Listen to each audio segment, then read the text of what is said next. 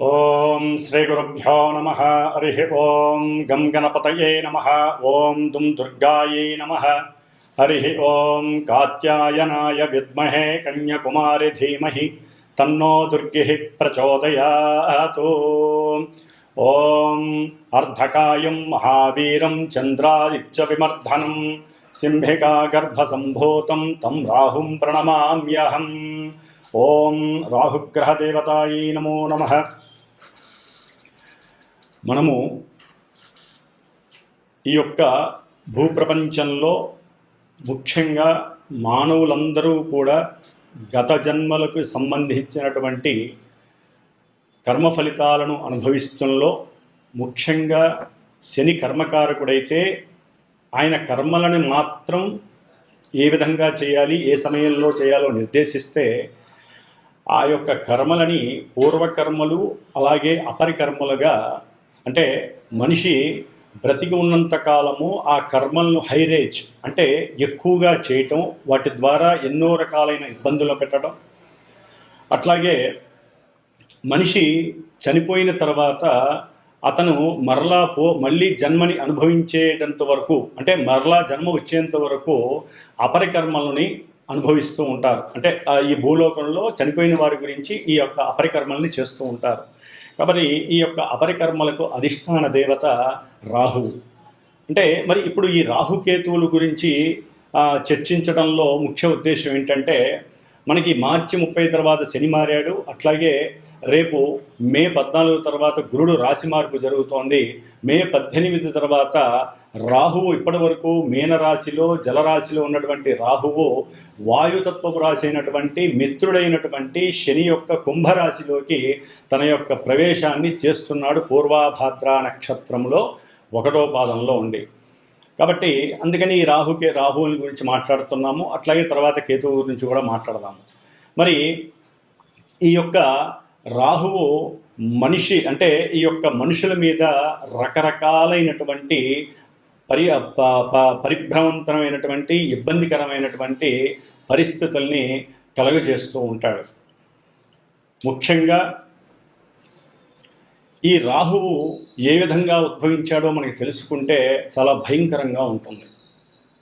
మనకి శాస్త్రానుసారం పురాణ గాథల ప్రకారం క్షీరసాగర మదనాన్ని చేసేటప్పుడు ఈ యొక్క దేవతలు రాక్షసులు కూడా మదిస్తూ ఉండగా ముందు విషం ఉద్భవించింది, తర్వాత అమృతం ఉద్భవించింది సముద్రంలోంచి.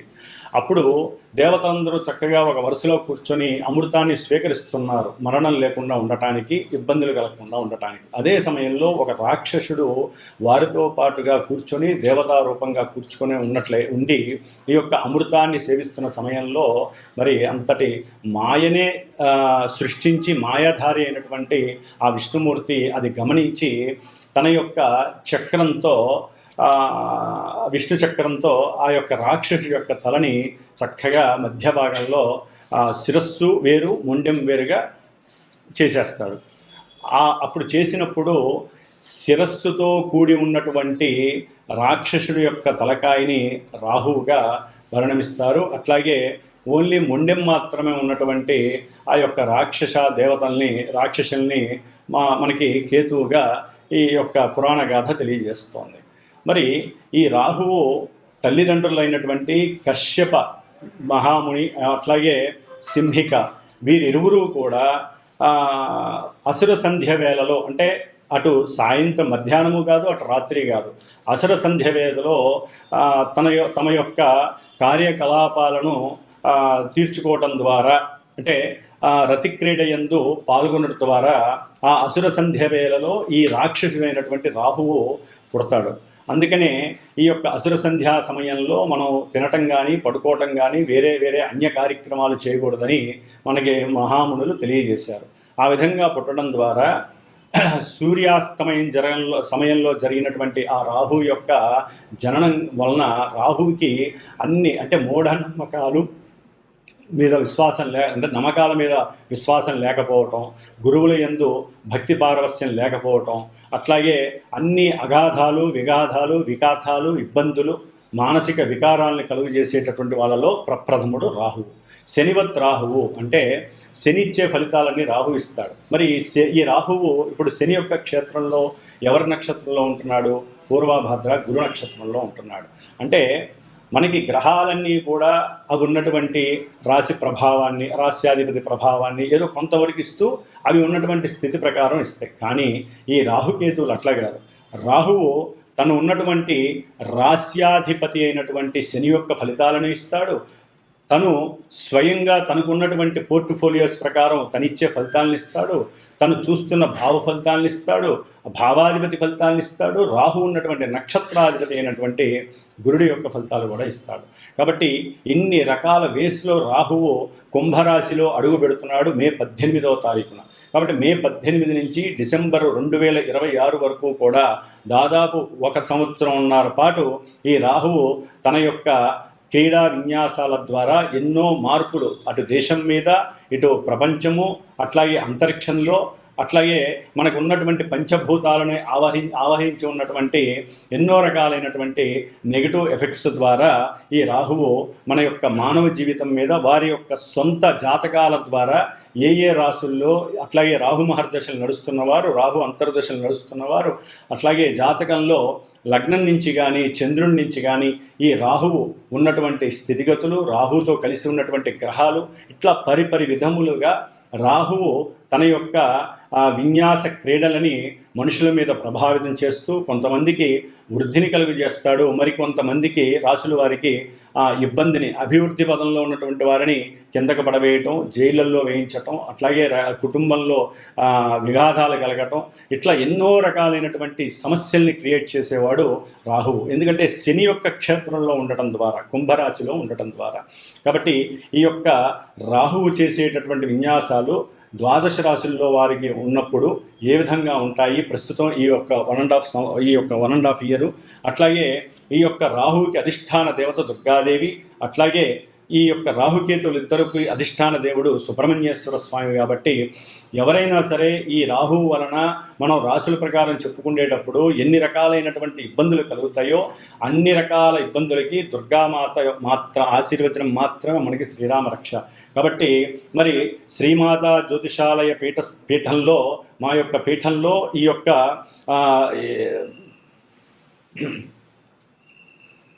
ఓం శ్రీమాత్రే నమః.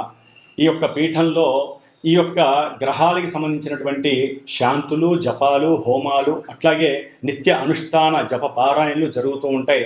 ముఖ్యంగా చండీ సప్తశతి, వనదుర్గా హోమాలు, అట్లాగే ఈ రాహు యొక్క జపశాంతులు కానివ్వండి, దాన ధర్మాదులు కానివ్వండి, వారి యొక్క జన్మ జాతకరీత్యా రాహువు వలన కలిగేటటువంటి ఎన్నో ఇబ్బందికరమైనటువంటి పరిస్థితుల్ని ప్రభావితం చేస్తూ ఏ విధంగా ఉంటాయో తెలుసుకొని వారు ఈ విధంగా చేసుకోవటం, అట్లాగే పర్సనల్గా కూడా వారు ఈ సంతానం లేనివారు, కుటుంబ అన్యోన్యత లేనటువంటి వారు ఏ విధంగా ఏ పూజలు చేసుకోవటం ద్వారా వారి యొక్క జీవితంలో ఈ రాహు యొక్క ఇబ్బందుల నుంచి తప్పించుకోవడానికి అనుకూలమైనటువంటి పరిస్థితులను కూడా వీరు తెలుసుకొని గనక ఈ సుబ్రహ్మణ్యేశ్వరుని, దుర్గాదేవిని ఏ సమయంలో ఏ రోజుల్లో ఈ యొక్క సూత్రాలు పాటించి ఉపవాస దీక్షలు గనక చేసుకున్నట్లయితే వారికి అనుకూలమైనటువంటి పరిస్థితులు కలుగుతాయి.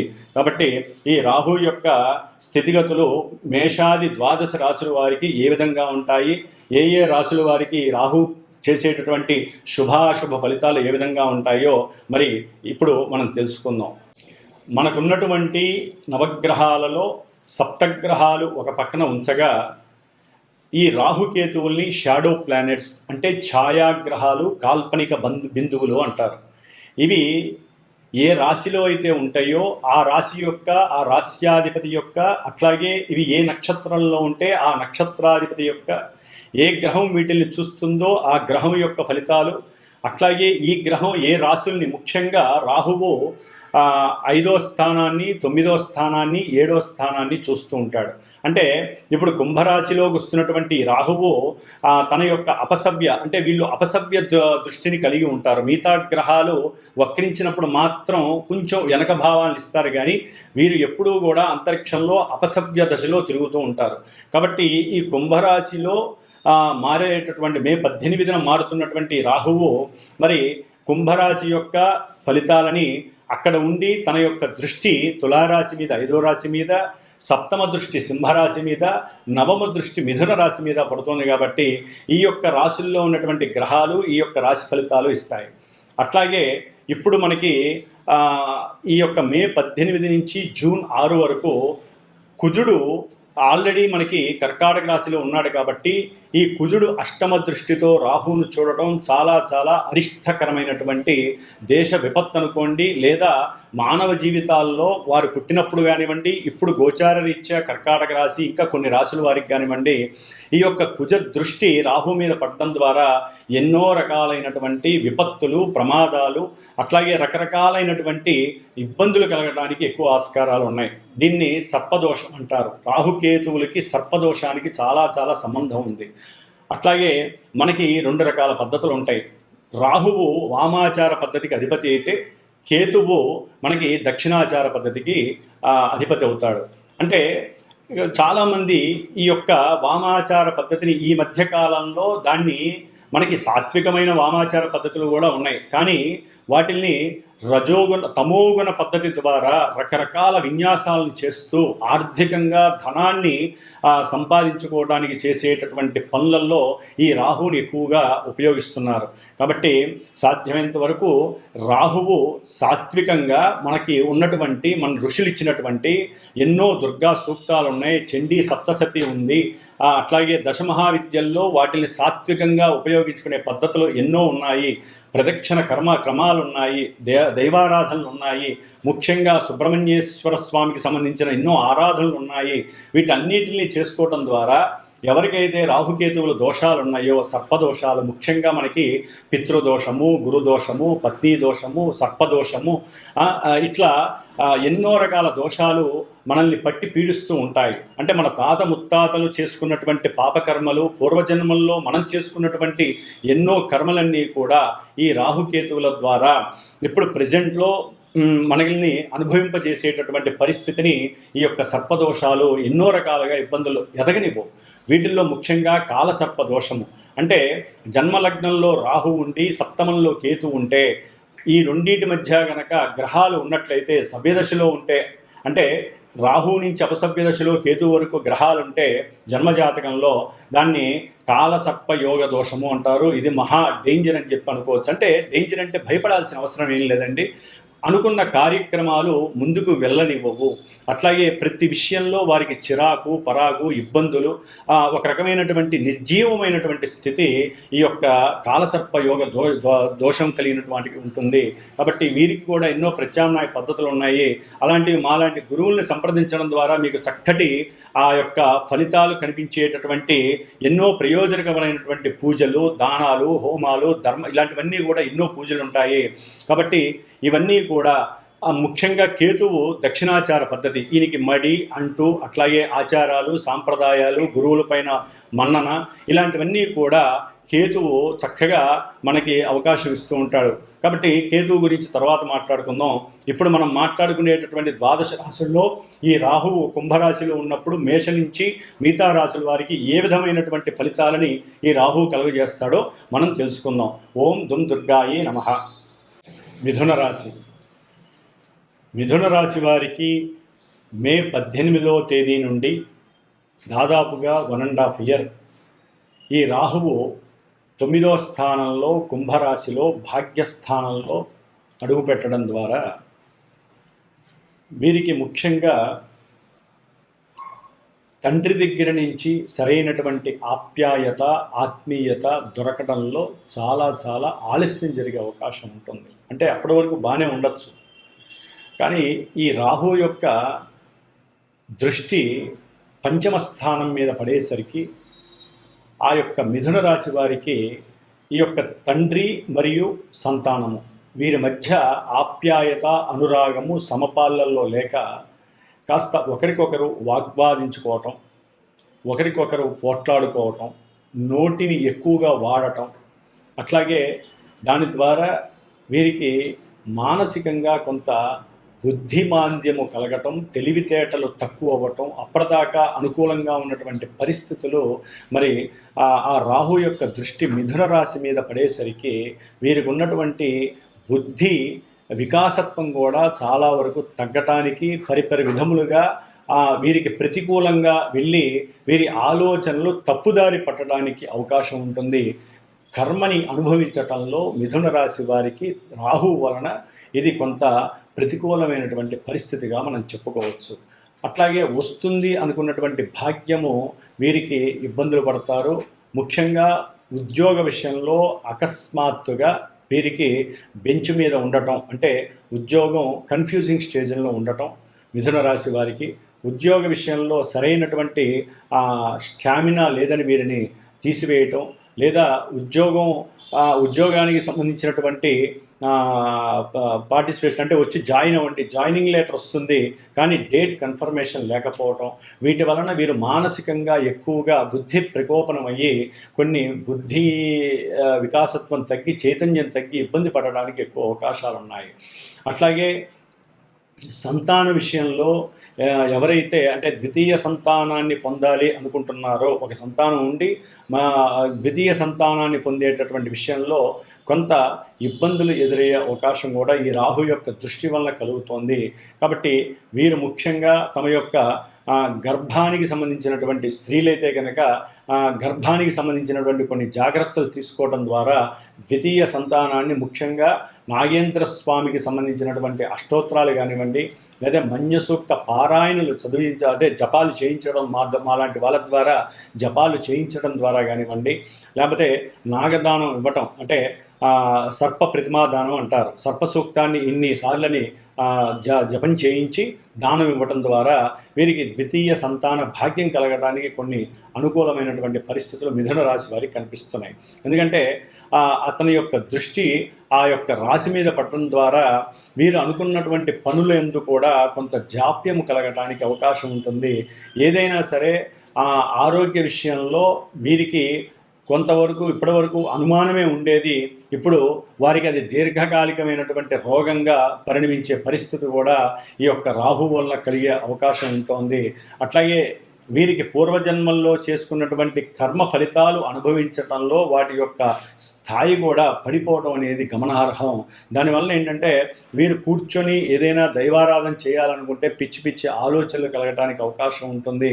అట్లాగే ఉద్యోగ విషయంలో లేనిపోని భ్రమలు ఇబ్బందులు కలిగి ఉద్యోగం ఉంటుందో ఊడుతుందో అనేటటువంటి భయాందోళనలు ఎక్కువగా ఉండటానికి అవకాశాలు ఎక్కువగా ఉన్నాయి మిథున రాశి వారికి. కాబట్టి వీరు ఎక్కువగా రాహుకి సంబంధించినటువంటి స్తోత్రాన్ని చదువుకోండి. 9వ రాశిలో ఉన్నాడు కాబట్టి తండ్రితో అనుకూలంగా ఉండటానికి సాధ్యమైనంత వరకు ప్రయత్నం చేయండి. అట్లాగే వీరికి కొన్ని నెలల తర్వాత నవంబర్ 23 తర్వాత ఈ రాహు సొంత నక్షత్రంలోకి వచ్చినప్పుడు ఉద్యోగ నిమిత్తం కావచ్చు, దూర ప్రయాణాలకి వెళ్ళటానికి ఎక్కువ అవకాశాలు ఉన్నాయి. దాని ద్వారా భాగ్యం అనేది కూడగట్టుకునేటటువంటి పరిస్థితి కూడా మిథున రాశి వారికి చాలా చక్కగా కలిసి వస్తుంది. అట్లాగే వీరికి ఏదైనా షేర్స్ విషయంలో కానీ, లేకపోతే భార్య పైన ఏదైనా ధనాన్ని వెచ్చించినా, బంగారం కొన్నా, లేకపోతే సంతానం మీద ఏదైనా ధనాన్ని వెచ్చించినా కూడా వాటి యందు చక్కటి లాభం కలిగి వీరికి నవంబర్ 23 తర్వాత అనుకూలమైనటువంటి పరిస్థితులు ఈ రాహు వల్ల కలుగుతున్నాయి. దూర ప్రయాణాలు చేస్తారు. అట్లాగే దైవం మీద ఎక్కువగా ధ్యాస ఉంచండి, యోగా చేయండి. అట్లాగే గురువుల్ని ఎక్కువగా నమ్మండి, ఆరాధించండి. గురువుల యందు భక్తి శ్రద్ధలతో ప్రవర్తించండి. ముఖ్యంగా వీరికి సహాయ సహకారాల విషయంలో, అన్నదమ్ముల మధ్య ధన సహకారంలో, కుటుంబంలో కొన్ని అస్పష్టతలు, ఇబ్బందులు కలిగి తల్లి తండ్రికి వీరి వలన కొన్ని ఇబ్బందులు కలగడానికి అవకాశం ఉంటాయి. కాబట్టి వీరు తల్లిదండ్రులను ఎక్కువగా ఆరాధించండి. అన్నదమ్ముల యొక్క సహాయ సహకారాలు ఒకరికొకరు అందించుకోండి. అట్లాగే నూతనంగా పరిచయమైనటువంటి వ్యక్తులకి అంటే భార్యని పరిచయం చేయడం కానివ్వండి, లేకపోతే భార్య గురించి చెప్పడం కానివ్వండి, చేయటం అనేది మాత్రం చేయకండి. దీనివల్ల ఇబ్బందులు ఎదుర్కొనే పరిస్థితులు ఉంటాయి. కాబట్టి మిథున రాశి వారు సుబ్రహ్మణ్యేశ్వరికి సంబంధించిన సర్పసూక్త జపాన్ని పారాయణ చేయించుకోండి. అట్లాగే దానాలు ఇచ్చుకోండి. లేదా మీరు సుబ్రహ్మణ్యేశ్వర స్వామికి చక్కగా ఇంట్లోనే భుజంగ అష్టోత్తరాన్ని కానీ నిత్యము పారాయణ అష్టోత్తరాన్ని చేయండి. నిరుపక్షతలతో మీకు శుభము కలుగుతుంది, జ్ఞానసిద్ధి కలుగుతుంది. ఓం దుం దుర్గాయే నమః. మే 18వ తారీఖున రాహువు కుంభరాశిలో సంచారం జరిగేటప్పుడు ముఖ్యంగా కొన్ని రాశుల వారికి దుర్గాదేవి మరియు సుబ్రహ్మణ్యేశ్వర స్వామి అనుగ్రహం కలగటానికి ఏమేం చేసుకోవాలో తెలియజేసుకునే ప్రక్రియలో ముఖ్యంగా అవి ఏమేమి రాశులంటే మీనరాశి, వృషభ రాశి, మిథున రాశి, ముఖ్యంగా కర్కాటక రాశి, సింహరాశి, అట్లాగే తులారాశి, వృశ్చిక రాశి, మకర రాశి, కుంభరాశి. ఇన్ని రాశుల మీద ఈ యొక్క రాహుగ్రహ ప్రభావం చాలా అత్యధికంగా ఉంటుంది. కాబట్టి వీరు తప్పనిసరిగా రాహుగ్రహానికి సంబంధించినటువంటి జపాలు చేయించండి, దానాలు మినువులు దానం చేయండి, గారెలు చేసి పంచాలి, అట్లాగే దుర్గాదేవికి సంబంధించిన హోమాలు చేయించండి, చక్కగా 18 రోజులు దుర్గా సూక్త జపాన్ని ఆచరించండి, 6 రోజులు సుబ్రహ్మణ్యేశ్వర స్వామికి సంబంధించిన సర్పసూక్త పారాయణలు చేయించండి, జప పారాయణలు చేయించండి. ఇంకా సర్పదోషాలు పితృదోషాలు ఉన్నవాళ్ళు సర్ప బలి కార్యక్రమాలు చేయించండి. పిల్లలు అట్లాగే పిల్లలు లేని వాళ్ళు, పిల్లలు కావాలనుకునేవాళ్ళు, గర్భ విచ్ఛిన్నం జరుగుతున్న వాళ్ళు, అట్లాగే అకాల మృత్యువు పొందినటువంటి వారి ద్వారా కలిగే నెగిటివ్ ఎఫెక్షన్స్కి సంబంధించిన వారు ఈ యొక్క సుబ్రహ్మణ్యేశ్వర స్వామి పాశుపత హోమాలు చేయించుకోండి. ఇట్లా దుర్గాదేవికి సంబంధించిన చండీ హోమాలు చేయించండి. దీని ద్వారా అనారోగ్య సమస్యలు, అనుకున్న కార్యక్రమాలు వెనక్కి వెళ్ళటం, ఉద్యోగ భద్రత లేకపోవటం, మాట వాగ్దోషాలు, పితృదోషాలు, సంతాన దోషాలు, లేదా మీరు చేసేటటువంటి బిజినెస్ల్లో అరిష్టాలు, ఇబ్బందులు ఇవన్నీ కూడా తొలగిపోవటానికి, పితృదోషాలు, సర్పదోషాలు తొలగిపోవటానికి సుబ్రహ్మణ్య ఆరాధన, అట్లాగే చండీదేవి దుర్గాదేవిగా అవతరించింది కాబట్టి దుర్గాదేవికి సంబంధించిన చండీ సప్తశతి హోమాలు, పారాయణలు, దుర్గా హోమాలు చేయించుకోండి. అంతా శుభప్రదంగా ఉండటానికి రాశుల వాళ్ళు ఈ 1.5 ఇయర్లో మీరు అనుకున్నట్లుగా కంపల్సరీ చేయించుకోండి. ఈ రాశుల వాళ్ళు ముఖ్యంగా నవంబర్ 23 తర్వాత ఆగస్టు వరకు కూడా చాలా క్లిష్టమైనటువంటి పరిస్థితులు. ఎందుకంటే రాహువు సొంత నక్షత్రంలో ఉన్నప్పుడు వీరికి ఇంకా ఈతి బాధలు ఎక్కువ అవడానికి అవకాశాలు ఉన్నాయి. కాబట్టి చక్కగా అందరూ ఆ యొక్క నామస్మరణలు చేసుకుంటూ శుభంగా సుఖంగా ఉండాలని ఆశీర్వచనం. ఓం దుమ్ దుర్గాయే నమో నమః.